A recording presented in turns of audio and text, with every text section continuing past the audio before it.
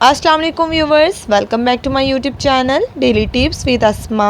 लिबा नाम का शुमार लड़कियों के नामों में होता है। लिबा एक इस्लामी नाम है।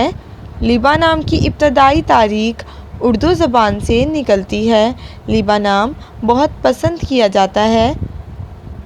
लिबा नाम की लड़कियों के लिए खुशकिस्मत नंबर 6 माना जाता है। लिबा नाम की लड़कियां दोस्तों की मदद करने के लिए हमेशा तैयार होती हैं। लिबा नाम की लड़कियां हर चीज़ को संभाल कर रखती हैं और काबिल एतमाद होती हैं।